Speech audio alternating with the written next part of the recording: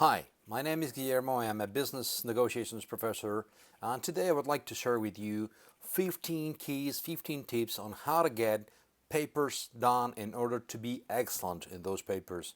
So, we're going to cover these 15 points. Let's go with the first one. Number one, first, have a specific title. Do not write things in the title. For instance, how to negotiate. Try to be more specific. Specify, for instance, the what, the when, the how, whatever, as long as it's specific. So, for instance, instead of saying how to negotiate, say something like how to negotiate under pressure in Southeast Asia in commercial deals, for instance. Number two, always have an abstract. An abstract is this little introduction that you have here. You have a title, and then you have the abstract. The abstract is this little summary of the paper, so the reader has the opportunity to choose if he wants to read it or not. Number three, describe a specific case or situation in which you try to apply theory to practice. Specifically, when we are talking about negotiations, it is necessary to describe in a paper a real case or fictional case, but anyways, a case in which you explain that you can apply theory to practice.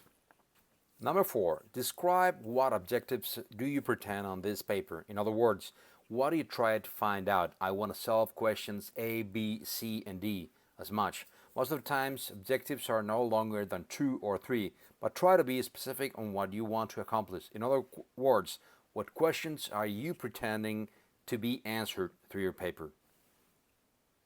Number five, describe the method or methodology that you use in order to build these ideas or this paper. It is basic that you describe how you did it. I've read 3 books and then I compare the ideas. I watched this video and then I applied it to theory. And then I watched this video and this video looking for this or that. Anyway, the way you want, but do it. Please describe how did you build this paper. Number 6, in order to be presentable and to have a good presentation on your paper, always try to follow a rule like this. Use 1.5 space and 12 font. Otherwise, if you use a bigger font, 14, 16, it looks like you want to say too many things, but really you are not saying that much. So yes, you remember this rule. 1.5 space and 12 font rule. Number 7, conclusions. It is basic that you can distinguish your conclusions on your paper. When we're talking about conclusions, we're talking about the real truth of your paper. In other words, after all these results, after all this method, after all this reading and this experimenting, these are our conclusions. In other words, not just a summary, not only a summary, but mainly the main findings of your paper. Number 8, use relevant quotations. If you need some other bibliography, some other papers that you are going to use to reinforce, make sure those papers are useful. In other words, they are relevant. They have to do with the things you try to explain on your paper. So, besides your textbook, quote something else. In other words, other scientific papers or other college papers. Try to quote your textbook. If we're talking about negotiations, we might be talking about Getting to Yes, Negotiation Genius, whatever. Whatever textbook you've used on the course, try to explain that, try to use that, to explain what case you're talking about. In other words, use theory to explain reality.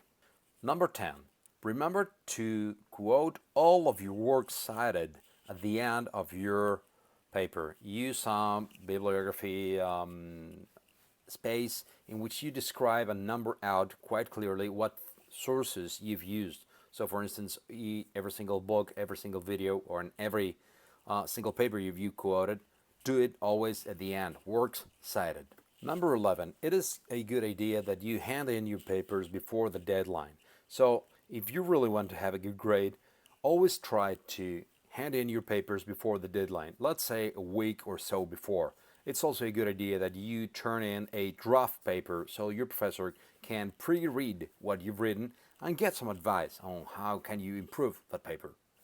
Number 12, always use the justified format. What we professors hate constantly, it is the fact of having a hard time to read things. If we are reading things like this, for instance, this is not a justified format, so therefore it is much more difficult to read. This is a justified format in which you can read perfectly from side to side and no need to do an extra effort when reading. Number 13, always try to make your papers presentable and attractive.